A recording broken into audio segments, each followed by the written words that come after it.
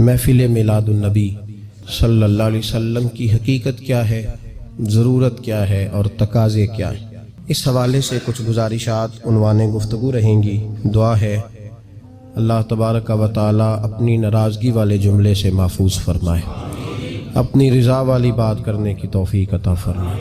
عزیز بھائیو، قرآن مجید فرقان حمید نے ارشاد فرمایا قل بفضل اللہ، اے محبوب آپ فرما دیں جب اللہ کا فضل ملے، وبرحمتہ اور اس کی رحمت ملے، فبذالک فلیفرحوا، انہیں چاہیے کہ خوشی کا اظہار کریں۔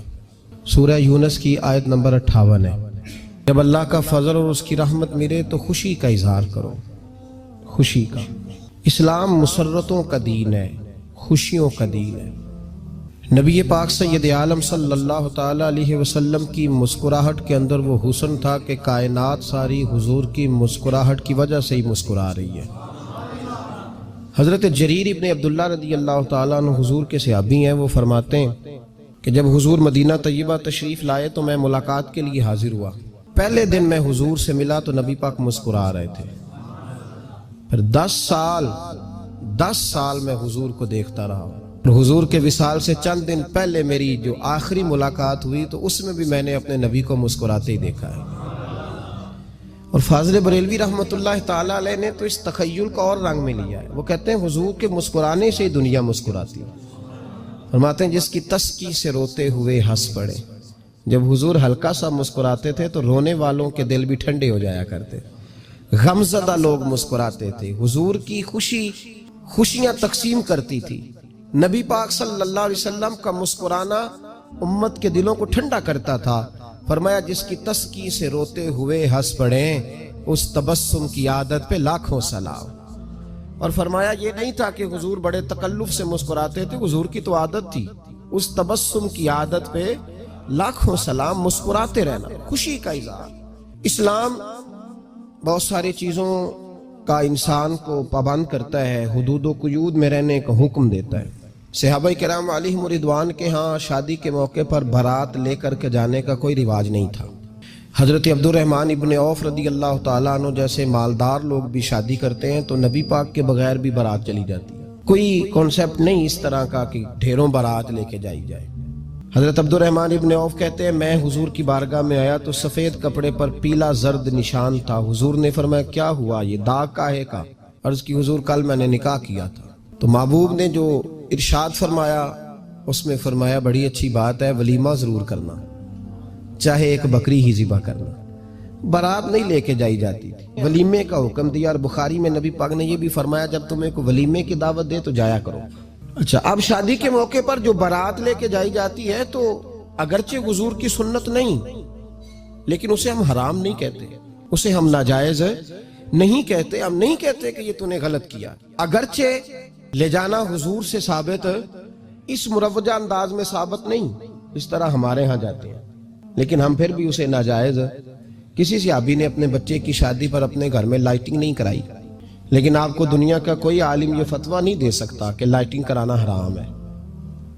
آپ شادی کے موقع پہ ساری گلی سجا لو، آپ ساری چھتوں پہ لائٹنگ کرا لو، کوئی آدمی یہ آپ کو فتویٰ نہیں دے سکتا کہ شادی کے موقع پر لائٹنگ کرانا جائز نہیں۔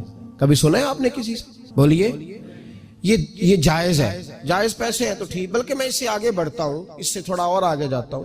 حضرت عائشہ صدیقہ رضی اللہ تعالیٰ عنہ فرماتی ہیں میرا جو کمرہ تھا نا جس میں میں حضور کے ساتھ رہتی تھی اور ایک لمبا زندگی کا عرصہ گزارا، اس میں 3 آدمی سو سکتے تھے، چوتھے کے لیے جگہ ہی نہیں تھی، اور کچا تھا، کھجور کے تنے کھڑے کر کے اس پر کھجور کے پتوں کی چھت ڈالی گئی تھی۔ میں جب ہاتھ اٹھاتی تھی تو میرا ہاتھ اپنی چھت کو چھو جاتا تھا۔ یہ ہے سنت نبی پاک کی، یہ حضور کا طریقہ ہے۔ بتائیے پکے گھر میں، لینٹر والے گھر میں رہنا جائز کہ ناجائز؟ کیوں جی، حضور تو کچے مکان میں رہتے تھے، آپ نے کیسے پکا بنا لیا؟ اللہ کی محبوب علی دین کو اس کی اصل بات میں سمجھیں۔ آپ ایسا نہ کریں جس میں انتشار اور امت تقسیم ہو، اس کا اصل مزاج دیکھیں۔ مہندی کے موقع پہ اگر کوئی آدمی 6 دیگیں دال چاول کی پکاتا ہے تو منع نہیں، جائز پیسوں سے پکائے۔ انہیں لائٹنگ لگوائی، کوئی منع نہیں، سارے محلے کو کھانا کھلایا، کوئی منع نہیں، بلکہ نبی پاک نے فرمایا بہترین مسلمان ہی وہ ہے جو سلام پہلے لے اور روٹی زیادہ کھلائے، تو بہترین مسلمان ہے۔ ناجائز کیا ہے؟ ناجائز ہے شادی کے موقع پر بینڈ باجا بجانا، اس میں رقص کرنا، اس میں بھنگڑے ڈالنا، عورتوں مردوں کا اختلاط ہونا، عورتوں کی مووی بنانا، یہ چیزیں ناجائز ہیں۔ تو جو ناجائز ہے اس پہ پابندی لگائی جائے گی، جو جائز ہے اس کے بارے میں یہ کہا جائے گا کہ بھائی احتیاط کی جائے، سنت کی طرف دیکھا جائے تو بہتر یہی ہے۔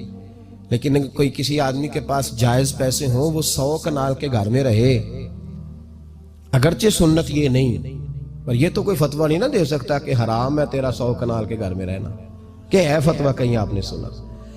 تو ہمارے ہاں تکلیف کا معاملہ یہ ہے۔ دیکھیں میرے بھائی، کسی بھی صحابی نے، بڑے درد کے ساتھ بات کر رہا ہوں اور یہ میرا درد ہے، میں درد سے اپنے دل کو، اپنے ایمان کو حاضر ناظر کہہ کے بات کر رہا ہوں۔ امت بٹ جاتی ہے ہر موقع پہ یار، ہر جگہ ہی تقسیم ہو رہی ہے امت مسلمہ، ہر روز کچھ نہ کچھ فتوے ایسے مل جاتے ہیں جس میں دراڑیں پڑتی ہیں۔ کسی صحابی نے کسی مسجد کے اندر اشتہار چھپوا کے، اعلان کرا کے درس قرآن کرایا ہے کبھی؟ سیرت النبی کا جلسہ، ختم بخاری، مدرسے کا دستار فضیلت کا جلسہ، آپ نے اشتہار پڑھے ہیں نا؟ یہ سارے مکاتب فکر کے ہوتے ہیں کہ نہیں ہوتے؟ کسی صحابی نے اس طرح، وہ تو روز درس قرآن دیتے تھے، لیکن اس طرح اشتہار چھپوا کے، پوسٹر لگا کے، اور مصر سے کسی صحابی کو اسپیشل بلوا کے یا یمن سے بلوا کے مسجد کے اندر کبھی درس قرآن کے اجتماعات کرائے، سیرت النبی کے جلسے، ختم بخاری کے؟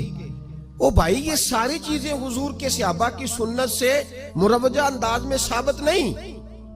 مجھے بتا میرے بھائی، میں درد کے ساتھ تجھ سے سوال کرتا ہوں کہ سیرت النبی کے جلسے میں تو پشاور سے مولانا بلائے، پنڈی سے بلائے، تو گجرات اور کراچی سے لوگوں کو بلا کر کے اگر سیرت کا جلسہ کرائے، اور تو اس میں ایک آدمی کو کراچی سے بلوایا جا رہا ہے تو تو نے اس کو 20,000 کی ٹکٹ بھی دی، اور اشتہار پہ بھی جلسے پہ خرچ ہوا، پھر لنگر بھی پکا، کھانا بھی تو نے کھلایا، نہ تجھے کوئی بیوہ یاد آئی، نہ تجھے کوئی مسکین یاد آیا، نہ تجھے کوئی غریب یاد آیا؟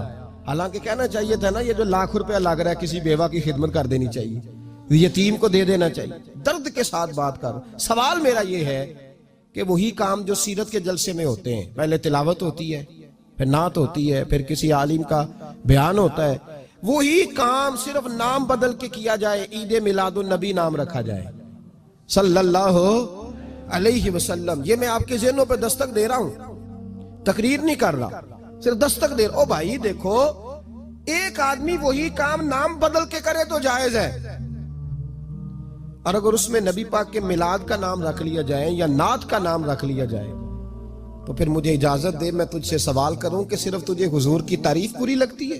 پھر مجھے اجازت دے کہ میں تجھ سے پوچھوں کہ صرف تجھے نعت اچھی نہیں لگتی؟ پھر مجھے اجازت دے کہ میں تجھ سے پوچھوں کہ تجھے صرف رسول اللہ کے قصیدے اچھے نہیں لگتے؟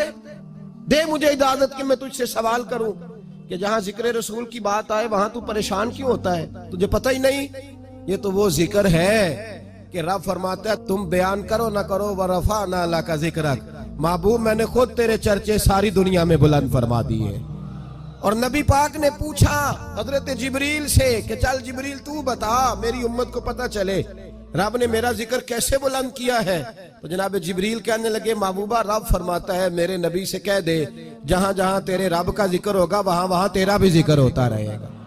یہ تو محتاج ہی نہیں کسی کا۔ اتنی جلدی لوگ بپھرتے ہیں۔ اللہ فرماتا ہے قل بفضل اللہ وبرحمتہ فبذلک فلیفرحوا، محبوب ان سے کہہ دو جب اللہ کا فضل ملے، جب اللہ کی رحمت ملے تو خوشی مناؤ۔ تیرا نہیں مجھے پتا، مجھے تیرا نہیں پتا، لیکن مجھ سے اگر تو پوچھے تو کائنات میں رب کا سب سے بڑا فضل بھی محمد مصطفیٰ ہی ہے، اور سب سے بڑی رحمت بھی محمد مصطفیٰ ہی ہے۔ وہ دو عالم کی رحمت تھے، وہ جہاں چاہتے وہیں رہتے، یہ تو ان کی مہربانی ہے کہ یہ عالم پسند آیا۔ رب کریم نے تجھے آنکھ دی، دنیا دیکھی تو نے، رب کریم نے تجھے قوت دی، تو نے دنیا گھومی، اور پھر رب نے تجھے بیٹے دیے تو میٹھا میوہ، اور بیٹیاں دی تو تیرے لیے باعث کرم، تیری چھاتی پہ بچے چڑھے تو نے کہا سب سے بڑی نعمت یہی ہے۔ کہ مالک کہتا ہے تو میرا بندہ تھا، میں نے دینا ہی تھا، اس نے دیا، احسان نہیں جتلایا، لیکن جب اپنا نبی دیا تو کہا میں نے بڑا احسان کیا تم پہ۔ لَقَدْ مَنَّ اللَّهُ عَلَى الْمُؤْمِنِينَ إِذْ بَعَثَ فِيهِمْ رَسُولًا، میں نے تم پر احسان کیا ہے. کون دیتا ہے کسی کو محبوب اپنا؟ نہ جانے رب نے یہ کیسے گوارا کیا. لقد من اللہ علی المؤمنین اذ بعث فیہم رسولا. اتنا بڑا فضل، اتنا بڑا فضل، فضل بھی حضور. اور جب بات رحمت کی آئی تو فرمایا مومنوں صرف تمہیں ہی نہیں، عیسائیوں، یہودیوں، سکھوں، دنیا میں جتنی مخلوق ہے، حتیٰ کہ جانور بھی، حتیٰ کہ چونٹیاں، نباتات، جمادات، ہر چیز. یا اللہ تو نے کیا دیا؟ فرمایا وما ارسلناک الا رحمتا للعالمین. میں جس کا رب ہوں ان سب کے لیے میں نے اپنے نبی کو رحمت بنا کے بھیج دیا ہے. بیٹے کے آنے پہ تو مٹھائی بانٹتا ہے، میلاد والے دن تو لائٹیں بند کر لیتا ہے. بیٹے کے آنے پر تو حلوائی بٹھاتا ہے، اور نبی پاک کے نام کی لائٹیں لگی ہوں تو پریشان ہوتا ہے. ہم سے کبھی پوچھ، تجھے بتائیں بس نہیں چلتا، ورنہ تاڑے توڑ کے چھتوں پہ لگا دیں. بس نہیں چلتا، فرشتوں کو بھی کہیں آؤ ہمارے ساتھ شامل ہو جاؤ، آمد مصطفیٰ مرحبا مرحبا کا نعرہ لگانا ہے. ہمارا بس نہیں چلتا، ورنہ دنیا کی ساری نعمتیں بچھا دیں اور لوگوں کو بتلائیں کہ اصل تو خوشی منانے کا دن ہی آج ہے جب اللہ نے ہمیں اپنا پیارا رسول عطا فرمایا ہے.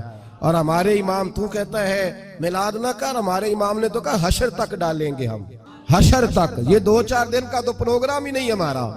حشر تک ڈالیں گے ہم پیدائش مولا کی دھوم، اور مثل فارس نجد کے کلے گراتے جائیں گے. خاک ہو جائیں عدو جل کر مگر ہم تو رضا، دم میں جب تک دم ہے ذکر ان کا سناتے جائیں گے.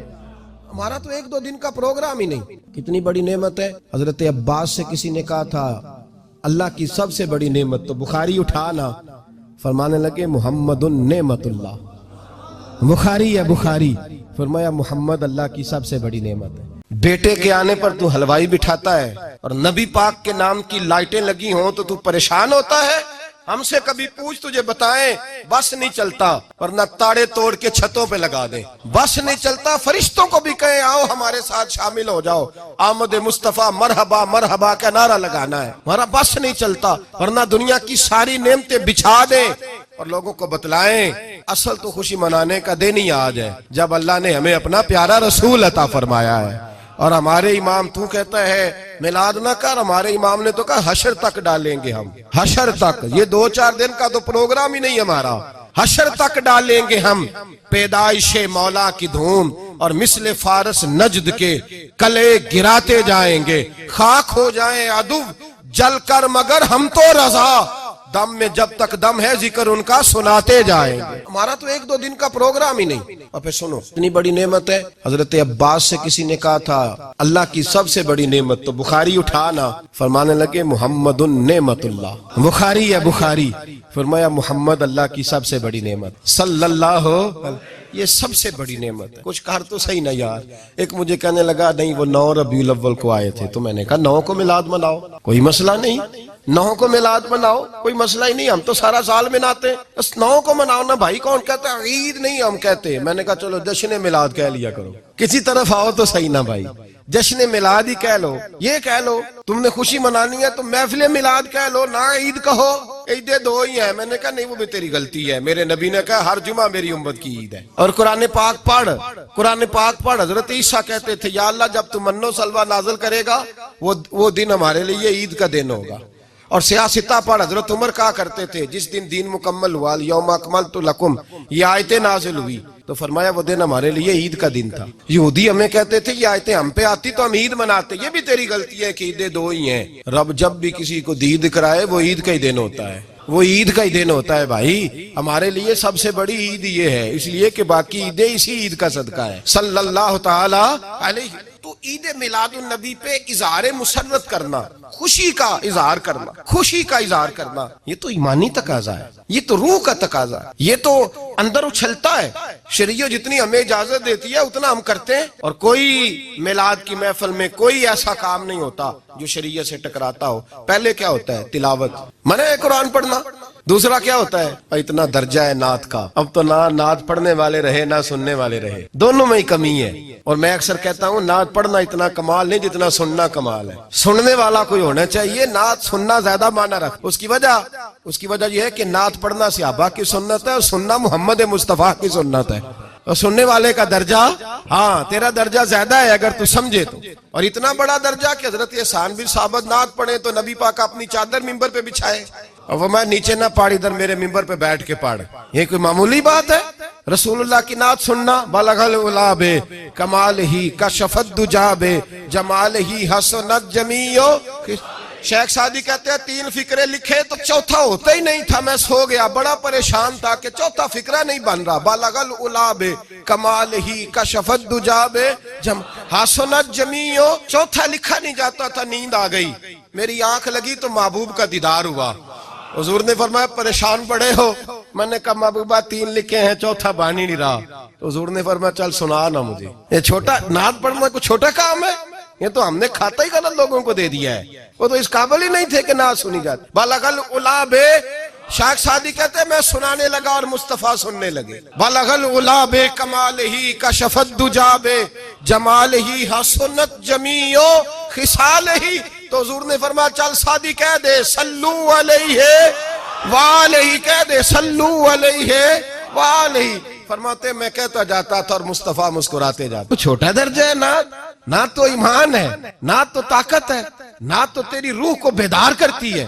پر شرط ہے نعت ہو، شرط ہے، شرط یہ تقاضا ہے میں نعت ہو. وہ نہ ہو کہ نعت پڑھے نا.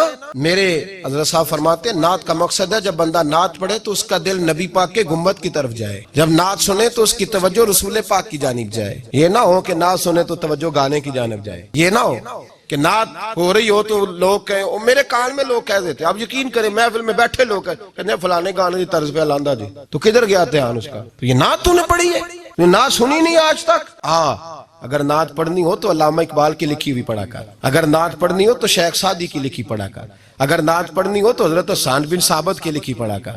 اور اگر تیرا دل کرے کہ نعت بھی ہو، جذبات بھی ہو، حسن بھی ہو، علم بھی ہو، عمل بھی ہو، قرآن بھی ہو، حدیث بھی ہو، تو پھر امام محمد رضا فاضل بریلوی کی پڑھا کر، پھر اعلیٰ حضرت کی پڑھا کر. تجھے پتا چلے چمک تجھ سے پاتے ہیں سب پانے والے، میرا دل بھی چمکا دے چمکانے والے. اعلیٰ حضرت کہنے لگے یا رسول اللہ میری سفارش نہ کرو، ڈر لگتا ہے، ڈر لگتا ہے، قیامت کی رات بڑی گہری ہے، سفارش نہ کرو، اس طرح کرو میرا بازو پکڑو اور جنت تک پہنچا کے آؤ، میرا بازو پکڑو اور جنت تک. کہتے میں مجرم ہوں آقا مجھے ساتھ لے لو. سونیا نہ ڈر لگتا ہے. وہ بچہ کہتا ہے میں نے نہیں باہر جانا، اندھیری رات ہے، ابا جی نال چلو. تو بلا مثال بلا تشبیہ صرف سمجھانے کے لیے، کسی کوئی بڑا ساتھ ہو تو ڈر نہیں لگتا. تو یہ نعت ہے نا، چمک تجھ سے پاتے ہیں سب پانے والے، میرا دل بھی چمکا دے چمکانے والے. کہتے ہیں یا رسول اللہ محشر کی رات بڑی گہری ہے، میں مجرم ہوں آقا مجھے ساتھ لے لو کہ رستے میں ہیں جا بجا تھانے والے. سونیا جرم کر کے آیا ہوں اور پکڑا نہ جاؤں کہیں، مہربانی کر مجھے پردوں میں چھپا لے، مجھے مدثر اور مزمل کی چادر کے نیچے کر لے، میں مجرم ہوا، مجھے ساتھ لے لو کہ رستے میں ہیں جا بجا تھانے والے. اور پھر تڑپ اٹھے، کہنے لگے کوئی یہ نہ سمجھے وہ چلے گئے، تو زندہ ہے واللہ، تو زندہ ہے واللہ، میری چشم عالم سے چھپ جانے والے، میری چشم عالم سے چھپ جانے. تو بھئی نعت ہو، نعت جو اس کا معیار ہو، اس معیار کی نعت. یہ کوئی طریقہ نہیں کہ 2 بندے دف لے کے آ گئے، 4 اس کے ساتھ نعت خاں صاحب آئے ہیں، نماز گھر پڑھ آئے ہیں، گھر جا کے دوبارہ پڑھیں گے. میں بات ابھی عرض کروں گا، مجھے یہ مضمون مکمل کرنے دے، پھر تقاضوں پہ آتا ہوں. محفل میلاد تو رسول اللہ کے آنے کا شکر ہے. قل بفضل اللہ وبرحمتہ فبذلک فلیفرحوا. محبوب کہہ دے جب فضل ملے، رحمت ملے تو پھر انہیں چاہیے کہ خوشی بنائے. محفل میلاد، اور بھائی یہ نہ کہا کر کے یہ پیسے غریب کو دے، مسکین کو دے. محفل میلاد میں بات غریب کی ہوتی ہے. ہم بتاتے ہیں کہ یہ وہ دن ہے جس دن آ کے میرے نبی نے بیوہ کی بات کی ہے، غریب مسکین لاچار غریب کی بات کی. یہ محفل میلاد غریبوں کے جلسے کا نام ہے. اعلیٰ حضرت فرماتے ہیں ہم غریبوں کے آقا پہ بے حد درود، ہم فقیروں کی ثروت پہ لاکھوں سلام. یہ میلاد غریبوں، مسکینوں، یتیموں، بیواؤں کے نام کا جلسہ ہے.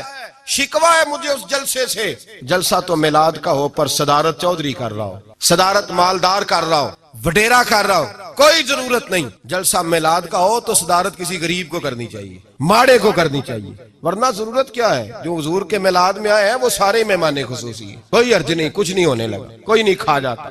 تھوڑے اس چیز سے باہر آئے تو یہ تو شکر ہے. اور یہ تذکرے جتنے میلاد کے تذکرے ہوں گے اتنی غریبوں کی بات ہوگی، اتنی اسلام کی روح کی بات ہوگی، بیوہ کی بات ہوگی. اور صحابہ تو اس دور میں لوگ کہتے ہیں صحابہ میلاد کرتے تھے. میں نے کہا چلو تمہیں سمجھ تو نہیں آنی پر سمجھا دیتا ہوں. صحابہ تو اس وقت کرتے تھے جب کرنا تھا ہی بڑا مشکل. اب تو مشکل نہیں نا. صحابہ تو تب کرتے تھے جب کیا جا سکتا ہی نہیں، بڑا مشکل. سنو ابن شام اٹھا کے دیکھو، سیرت کی کتابیں پڑھو. نبی پاک صلی اللہ علیہ وسلم کے صحابہ قریش مکہ کے ظلم و ستم سے تنگ آ گئے. حضور نے بعض مجبوروں بے کسوں کو اجازت دے دی حبشہ ہجرت کر دے. حبشہ چلے گئے. حبشہ جب پہنچے تو ان میں حضرت جعفر طیار بھی تھے، حضرت علی کے بھائی، اور ایک گروہ تھا پورا صحابہ کا جو حبشہ گیا. قریش مکہ نے وہاں پر بھی آرام سے نہ بیٹھنے دیا. پیچھے سے کچھ سردار گئے، جا کے چھیڑا، کہا یہ ہمارے بھاگے ہوئے غلام ہے، ہمارے بتوں کو برا کہتے ہیں، نیا دین انہوں نے اخذ کر لیا ہے، ہمارے حوالے کر دو. حضرت جعفر طیار کہتے ہیں نجاشی بادشاہ نے ہمیں بلایا. کچھ لوگ میرے دوست مشورہ دینے لگے ذرا ہلکی پھلکی بات کرنا. کہتے ہیں میں نے کہا میں ہلکی کیوں کروں، میں تو کھل کے کروں گا، کھل کے مصطفیٰ کے تذکرے حشر تک ڈالیں گے ہم. حشر تک پروگرام بتایا، حشر تک ڈالیں گے ہم. پیدائش مولا کی دھوم، دم میں جب تک دم ہے ذکر ان کا سناتے جائیں گے. فرمایا میں ہلکی بات نہیں. حضرت جعفر نے نجاشی بادشاہ کے دربار میں کھڑے ہوئے، اسلام کی غربتوں کا عالم، غربتوں کا. ابھی مکے میں رہنے کو جگہ نہیں، مکے والے ستاتے ہیں، مدینے ہجرت ہوئی نہیں. حبشہ گئے تو وہاں پہلے ہی کافر پیچھے پہنچ گئے. اتنے کٹھن حالات، اتنے برے اور کڑے وقت میں نجاشی کے دربار میں جب نجاشی بادشاہ نے جناب جعفر سے پوچھا کہ یہ کہتے ہیں تم نے دین بدل لیا ہے، تم باغی ہو گئے ہو، نئے رستے پہ لاگو، بتاؤ. تو حضرت جعفر طیار نے نجاشی کے بادشاہ میں وہی باتیں کی جو ہم محفل میلاد میں کرتے ہیں، وہی جملے، وہی میلاد کا وہی سارا پس منظر. حضرت جعفر طیار بول پڑے، فرمانے لگے نجاشی ہم تو بیٹیاں زندہ دفن کر دیتے تھے. نجاشی یہی باتیں ہوتی ہے نا محفل میلاد، ہم بیٹیاں دفن کرتے تھے. کسی کا عورت کا خامد مر جاتا تو اس عورت کو بھی ساتھ دفن ہونا پڑتا، اس کی زندگی مردے جیسی کر دی جاتی. بہنوں پہ ظلم ہوتا تھا، بیٹیوں کو جائیداد میں حصہ نہیں ملتا تھا. اے نجاشی ہمارے ہاں غریب پسا کرتا تھا، یتیم پسا کرتا تھا، مجبوریاں تھیں، پریشانیاں تھیں، دکھ ہی دکھ، آزمائشیں ہی آزمائشیں. بس پھر اللہ نے ہمیں اپنا رسول عطا فرما دیا. پھر اللہ نے ہمیں اپنا رسول عطا فرما دیا، وہ اپنے پرائے کا غم کھانے والا، مرادیں غریبوں کی بر لانے والا، مصیبت میں غیروں کے کام آنے والا. اللہ نے ہمیں رسول دیا. فرمایا بس ہم اس کے جھنڈے تلے جمع ہو گئے اور ہم ان کے بتوں کو نہیں مانتے، رسول اللہ صلی اللہ علیہ وسلم کی بات کو مانتے، ایک خدا کی عبادت. تو صحابہ تو وہ باتیں اس عالم میں کہا کرتے جب کہنا بڑا مشکل تھا.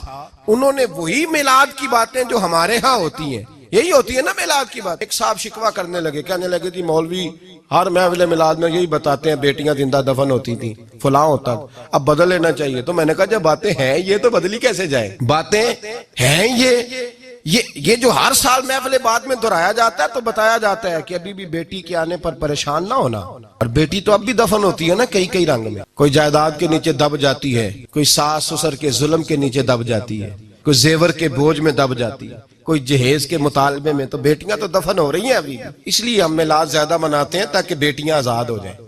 اللہ اپنے فضل سے قبول فرمائے گا. میرے نبی کریم علیہ السلام نے درود و سلام کا بتلایا. ایک صحابی نے عرض کی حضور مسجد میں کیسے داخل ہونا ہے؟ فرمایا مسجد میں جب داخل ہونا تو پہلے مسجد میں داخل ہونے کی دعا پڑھنا، پھر اپنے نبی پہ درود و سلام پڑھنا. حضور نکلنا کیسے ہے؟ پہلے باہر نکلنا تو پہلے دعا پڑھنا، پھر اپنے نبی پہ درود و سلام پڑھنا. ایک نے عرض کی حضور اذان ہو رہی ہو تو کیا کروں؟ حضور نے فرمایا اذان کے کلمات کا جواب دے اور پھر اپنے نبی پہ درود و سلام پڑھ، پھر اپنے محبوب پر. اور امام قرطبی نے لکھا ہے ایک نے آ کے عرض کی یا رسول اللہ صلی اللہ علیہ وسلم گھر میں غربت بڑی ہے. حضور نے فرمایا جب بھی گھر جانا 3 دفعہ سورہ اخلاص پڑھ اور اپنے گھر والوں کو سلام کہے، اللہ تیری غربتیں دور کر دے گا. عرض کی یا رسول اللہ صلی اللہ علیہ وسلم چھوٹی سی فیملی ہے، کئی دفعہ گھر میں کوئی بھی نہیں ہوتا، پھر کیا کروں؟ آپ نے کہا گھر والوں کو سلام کہنا ہے، سورہ اخلاص پڑھنی ہے. تو حضور نے فرمایا جب گھر میں کوئی نہ ہو تو سورہ اخلاص پڑھنا اور اپنے نبی پہ درود و سلام پڑھنا. وہ صحابی کہتے ہیں میں نے اتنا عمل پکایا، کچھ مہینوں کے بعد وہ آئے اور عرض کرنے لگے یا رسول اللہ صلی اللہ علیہ وسلم کمال یہ ہے کہ درود و سلام کی برکت سے میں تو امیر ہوا ہی ہوں، میرے پڑوسی بھی امیر ہو گئے، دائیں بائیں والے لوگوں پہ بھی اللہ نے کرم فرمایا. درود شریف ایک ایسا وظیفہ ہے، درود و سلام ایک ایسی حسین چیز ہے. نبی کریم علیہ السلام نے فرمایا مجھ پر نہ دنیا میں اپنی محفلوں میں کثرت سے درود و سلام پڑھا کرو.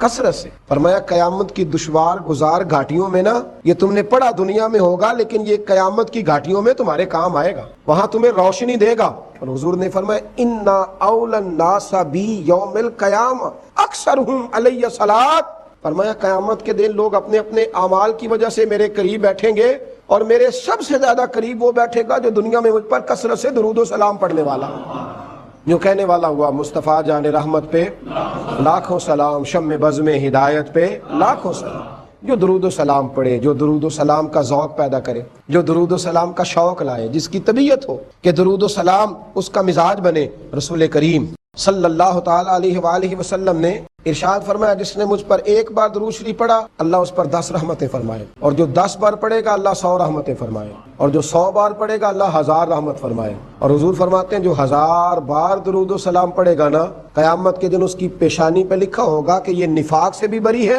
और जहन्नुम की आग से भी बरी है। ये लिखा होगा कि ये निफाक से भी बरी है और दोज़ख की आग से भी बरी है। मेरे नबी करीम अलैहि वसल्लम के सहाबी हज़रत उबई बिन काब रज़ी अल्लाह ताला वो हाजिर खिदमत हुए, अर्ज़ करने लगे या रसूल अल्लाह सल्लल्लाहु अलैहि वसल्लम आप पर कितना दुरूद शरीफ पढ़ूं। सुभान अल्लाह, सहाबा का भी ज़ौक़ दे, क्या अंदाज़े गुफ्तगू है। अर्ज़ की हुजूर मैंने एक इरादा किया है कि बाकी दुआएं अज़कार सारे मैंने जमा किए हैं, तो 3 हिस्सा बाकी के सारे जिक्र करूंगा, दुआएं करूंगा, और एक हिस्सा ना चौथा हिस्सा मैं आप पे दुरूद व सलाम पढ़ूंगा। या रसूल अल्लाह काफ़ी है? तो नबी करीम सल्लल्लाहु अलैहि वसल्लम ने फरमाया थोड़ा ज्यादा कर ले, तेरा फायदा हो जाएगा। अर्ज की हुजूर ठीक है, मैं आधा वक्त बाकी के अज़कार करूंगा और आधा वक्त दुरूद व सलाम पढ़ूंगा। हुजूर मुस्कुराए, फरमाया ज्यादा कर ले, तेरा फायदा हो जाएगा। अर्ज की हुजूर या रसूल अल्लाह सल्लल्लाहु अलैहि वसल्लम मैं 3 हिस्से दुरूद व सलाम पढ़ूंगा, एक हिस्सा बाकी के जिक्र। पता नहीं मेरे महबूब का दरियाए रहमत कितने जोश में था। महबूब फरमाने लगे ज्यादा कर ले, फायदा हो जाएगा। अर्ज की हुजूर मैं हर वक्त दुरूद व सलाम ही पढ़ूंगा। हुजूर ने फरमाया फिर तेरी दुनिया के लिए भी काफी हो जाएगा, तेरी आखिरत के लिए भी काफी हो जाएगा। रमजान की घड़ियां हो, रोजे की हालत हो, हाथ में तस्बीह हो, अगर अल्लाह मौका दे तो मदीने की याद हो, गुंबद खजरा का तसव्वुर हो, इंसान बावुजू हो, और फिर वो दुरूद व सलाम पढ़े, और फिर उसकी फिर रूह जो है वो वजद करे, फिर उसका दिल कैफ में आए, फिर जुबान सुरूर में आए। इमाम सखावी फरमाया करते थे जिनको भी महबूब का दीदार हुआ ना, कसरत दुरूद व सलाम की बरकत से हुआ है, हुजूर पर दुरूद शरीफ पढ़ने की बरकत से हुआ है। इसलिए कि जब वो दुरूद व सलाम ज़ौक़ से पढ़ते, शौक़ से पढ़ते, तो हुजूर की मोहब्बत में गुम हो जाते। हज़रत अब्दुल्लाह इब्न उमर रज़ी अल्लाह ताला अन्हु बीमार हो गए, शदीद अलीम थे, तबीयत मुबारक में कमज़ोरी आ गई, कुछ खाने को दिल नहीं करता था, घर वाले बार बार कहते कुछ खा लीजिए, कुछ खा लीजिए, नहीं खाते थे। बिलाखिर हज़रत नाफे आपके गुलाम थे, उनसे कहने लगे कहीं से मछली मिल जाए ना, थोड़ी सी मैं खाऊंगा। तो कहते हैं मैं सारे मदीने में ढूंढता रहा, मछली ना मिली, अगले दिन भी ढूंढी तो ना मिली, तीसरे दिन भी ढूंढी तो ना मिली। तो फरमाने लगे यार बस छोटी सी ख्वाहिश है, कोई फर्ज नहीं मिलती तो रहने दे। कहते हैं चौथे दिन मछली मिल गई, मैं 1.5 दिनार की मछली लाया, ला के हज़रत अब्दुल्लाह इब्न उमर रज़ी अल्लाह ताला अन्हु के सामने जो मछली रखी, तो आपने लुकमा रोटी का तोड़ा था, मछली को लगाने लगे कि दरवाजे पे फकीर ने आके आवाज दी कुछ खाने को दो। तो हज़रत अब्दुल्लाह इब्न उमर ने रोक लिया और हंसे। कई दफा दे हम भी देते हैं पर हमारा चेहरा देखने वाला होता है, इतने हम गुस्से में होते हैं, दे देते हैं, लेकिन जो सिलवटें होती है ना चेहरे वाली, वो गिनी नहीं जाती। हंसे और मैं देखो मेरा अल्लाह कितना करीम है, वो मुझे बचाना चाहता, उठा बार दिया जाके। तो खादिम अब हुक्म का पाबंद था, वो लैतोला अल्लाह तो कर नहीं सकता था, वो गया और जाके दे आया। फकीर जब सारे मोहल्ले से आटा इकट्ठा कर लेते हैं तो फिर एक जगह जाके बेचते भी हैं। दे आया, वो 2 गलियां आगे गुजरा तो मैं पीछे दौड़ा गया, मैंने कहा सच बता खानी है कि बेचनी है? वो कहने लगा जो भी सबब लग जाए कर जाऊंगा, आपने दे जो दी है। तो कहते हैं मैंने उससे कहा कि ये 1.5 दिनार की मैंने खरीदी थी, अगर तू 2 दिनार की मुझे बेच दे तो आजकल मछली मदीने में मिल नहीं रही, तो मैं अपने आका को दे दूंगा, वो यही खाएंगे, बीमार है। तो कहने लगा जी बिस्मिल्लाह, मुझे क्या एतराज है, 2 दिनार मिल रहे हैं, 1.5 की मछली, और 1.5 की भी किसी ने नहीं खरीदनी थी, अब तो पक गई। फरमाते मैंने 2 दिनार उसको थमाए, वो मछली उससे खरीदी और खरीद करके मैं ला के हज़रत अब्दुल्लाह इब्न उमर के सामने दोबारा रखी। तो फरमाया ये कैसे आ गई? मैंने कहा हुजूर 1.5 की खरीदी थी और फिर फकीर को दे दी, अब उसी से मैं 2 दिनार की खरीद के लाया हूँ, आप कबूल फरमाएं। तो फरमाने लगे तुमने अच्छा नहीं किया, अब इस तरह करो 2 दिनार भी उसे दे और मछली भी वापस दे आओ। अर्ज की हुजूर क्यों? फरमाया तुमने कुरान नहीं पढ़ा? हुजूर पढ़ा है। फरमाया रब फरमाता है लन तनालुल बिर्रा हत्ता तुनफिकु मिम्मा तुहिब्बून, तुम भलाई को उस वक्त पहुंचोगे जब अपनी प्यारी चीज राह खुदा में खर्च करोगे। इमाम गजाली ने लिखा है, फरमाने लगे दे आ। तो वो हजरत नाफे कहते हैं मैं देने गया, दे के वापस आया तो कुछ परेशान था, क्योंकि मुझे भी 4 दिन हो गए थे ना तलाश करते, थोड़ी थोड़ी तबीयत में मायूसी थी कि इतनी मेहनत से मैंने लाया और आपने वापस कर दी। تو حضرت عبداللہ ابن عمر نے مجھے قریب بٹھایا، پھر مجھے تھپکی دی، فرمانے لگے پتر میں نے ویسے بھی کبھی جھوٹ نہیں بولا، اور آج کل تو میں ویسے ہی بیمار ہوں، ٹائم ہی نہیں، وقت ہی نہیں، موقع ہی نہیں جھوٹ بولنے کا، میں تجھے سچ بتاؤں مجھے مچھلی کھا کے اتنا سکون نہیں ہونا تھا جتنی اللہ کے راستے میں خیرات کھا کے مجھے سکون ہوا۔ تو تجھے تو میری راحت سے غرض ہے نا کہ مجھے راحت کیسے ہوتی ہے، تو مجھے سکون ملا ہے راہ خدا میں دے، میں نفسانی خواہش پوری کر لیتا تو یہ میرا نفس کل پھر مجھ سے مچھلی مانگتا، پرسوں کہتا نہیں چھوٹے گوشت کی یخنی بھی چاہیے۔ ہم لوگ الجھ گئے ہیں، بہت بڑے قیدی ہیں اپنے آپ کے، بڑے قیدی، سارا دن اپنی خواہشات کی تکمیل میں بھاگے رہتے ہیں، بڑے بڑے سونے نوجوان، میں ان پہ تنقید نہیں کرتا، مجھے ان پہ ترس آتا ہے۔ جب میں رات کے اندھیروں میں انہیں ٹیلی فون لے کے چوکوں میں کھڑے دیکھتا ہوں تو مجھے رحم آتا ہے، میں کہتا ہوں دیکھو نفس کی خواہش کے پیچھے یہ کیا مثلاً آخر کیا ہے، اس میں ایک عورت کے پیچھے تباہ کر لیا اپنے آپ کو، یعنی زیادہ سے یہ کوئی مقصود ہے، یہ کوئی مقصد حیات ہے جس کو مقصد بنا لیا ہے۔ میرے عزیز بات کو سمجھ لیں، اتنا خوبصورت آدمی ہے اور اتنا اس کا اونچا قد کاٹ ہے، اور کیا کس کے پیچھے یہ بھاگا ہوا ہے، بڑا سمجھدار، دانشور، عقل مند آدمی، ذی روح بندہ، لیکن اس کا سٹیٹس آپ یہ ملاحظہ کریں کہ وہ 20-40 ہزار کی خاطر جھوٹ بولتا ہے، دھوکہ دیتا ہے، فریب اور فراڈ کرتا ہے۔ ہم اپنی نفسانی خواہشات کے پیچھے اس طرح بھاگتے ہیں کہ ہم اصل سے رہ جاتے ہیں۔ میری باتوں کی سمجھ آ رہی ہے آپ حضرات؟ تھوڑا تھوڑا کر کے، ایک ایک کر کے ان کی باتیں کم مانیں۔ وہ ضروری تو نہیں نا کہ سویرے ناشتہ بازار سے اپنی مرضی کا تگڑا کیا ہے، بازار سے لا پوڑیاں چنے بہترین کھائے، اور پوڑیاں چنے ابھی کھائے نہیں، شاپر میں ڈالے ہوئے ہیں، اور وہ لے کے ابھی آ رہا ہے، تو ساتھ ہی رستے سے گوشت بھی چھوٹا اچھا لگا تو 2 کلو وہ بھی لے آئے کہ پوڑیاں چنے کھاؤں گا اور دوپہر کے لیے گوشت پکاؤں گا۔ وہ پہلے یہ تو کھا لے صاحب، اس سے تو نجات پا لے۔ یہ پتہ نہیں ہضم ہوتا ہے کہ کچھ اور کرتا ہے تیرے ساتھ، لیکن وہ گوشت بھی ساتھ لے آیا، یعنی ٹیبل پہ، ناشتے کے ٹیبل پہ بیٹھ کے فیصلہ ہو رہا ہوتا ہے کہ ہم نے کیا کھانا ہے، ہم نے کدھر جانا ہے۔ سنگیو یاد رکھو، باتوں کو سمجھو اور غور کرو۔